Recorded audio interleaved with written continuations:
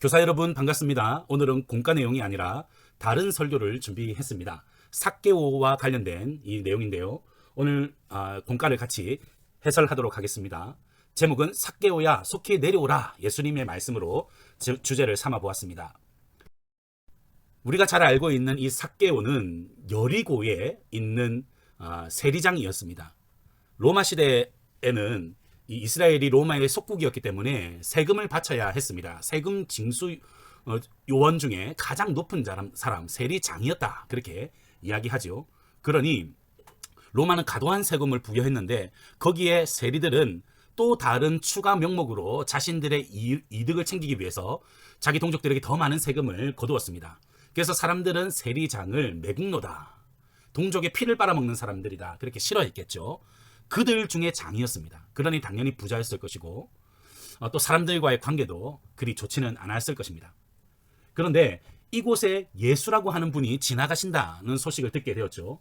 그래서 이 삭개오는 예수님을 만나기 위해서 예수님이 어떤 분이신가 호기심을 갖기 시작했습니다. 그리고 결국 예수님을 보기 위해서 돌 무화과 나무에 올라가기에 이르렀죠. 그때에 그곳을 지나가시는 예수님께서 삭개오를 보시고 삭개오야 속히 내려오라 말씀하셨습니다. 사실 일면식도 없는데 삭개오의 이름을 아셨습니다. 주님이 먼저 삭개오에게 다가오셨습니다. 삭개오의 마음이 얼마나 기뻤을까요? 그래서 그는 급히 나무에서 내려와서 예수님을 즐거이 영접했고, 그리고 예수님을 자신의 집으로 영접하기에 이릅니다. 그때 삭개오가 너무 감사한 나머지 내 소유의 절반을 가난한 사람들에게 주겠으며 또 만일 누구의 것을 속여 빼앗은 일이 있으면 내 갑절이나 갚겠다, 그렇게 자신의 잘못을 뉘우치며 회개했습니다. 그때 예수님께서는 오늘 구원이 이 집에 이르렀으니 이 사람도 아브라함의 자손이다. 너는 진정한 하나님의 사람이다. 너는 회개함으로 구원받은 사람이다 라고 선언해 주셨습니다. 그리고 이 삭개오를 만남을 통해서 예수님은 자신이 왜 이 땅에 왔는지를 이제 알려주시죠. 10절 말씀, 인자가 온 것은 잃어버린 자를 찾아 구원하려 함이라. 이것이 오늘 본문의 내용입니다. 내용을 좀 더 자세히 들여다보죠. 삭개오는 어떤 사람이었습니까? 먼저 여리고에 살고 있었고 세리장이었습니다. 그는 부당한 이득을 취득했기 때문에 당연히 부자였죠. 그리고 키가 작고 자신감이 좀 부족한 그런 경향도 있는 것 같습니다. 사실 세리장이 되려면 적어도 40살에서 50살 정도는 되었을 것이라고 봅니다. 그 지역의 유지입니다. 그러면 예수님을 만날 때에 무리들이 몰려 있어도 비켜라 하고 자신의 어떤 권위를 이용해서 이렇게 할 수 있을 텐데 그는 그러지 못했던 것 같아요. 그래서 사람들과의 관계도 좀 좋지 않았던 것 같고, 그래서 하는 수 없이 그 체면을 무릅쓰고 돌 무화과 나무에 올라가는 그런 일까지 일어났죠. 자, 두 번째 질문, 삭개오는 예수님을 보기 위해 어떤 행동을 했습니까? 방금 말씀드렸죠. 돌 무화과 나무에 올라갔습니다.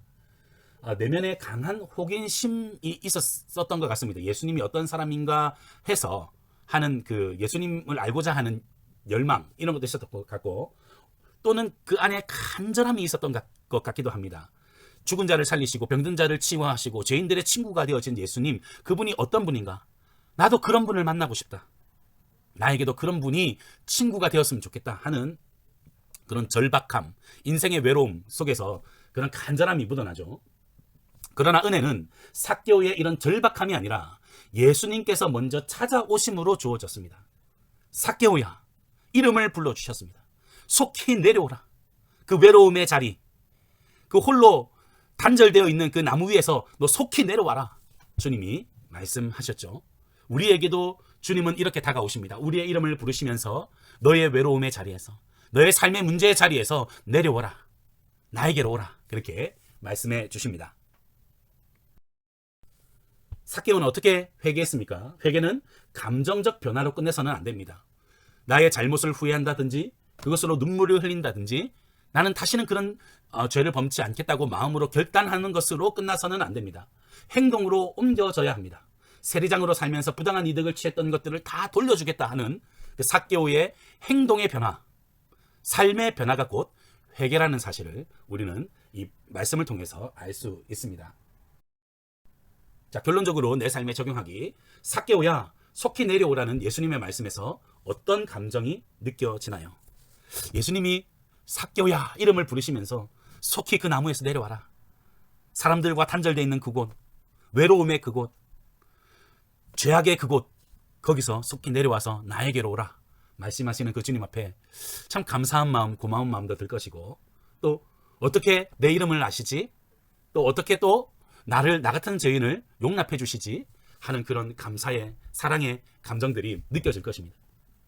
자, 그렇다면 친구들에게 물어보십시오. 예수님은 지금 나에게 뭐라고 말씀하실까?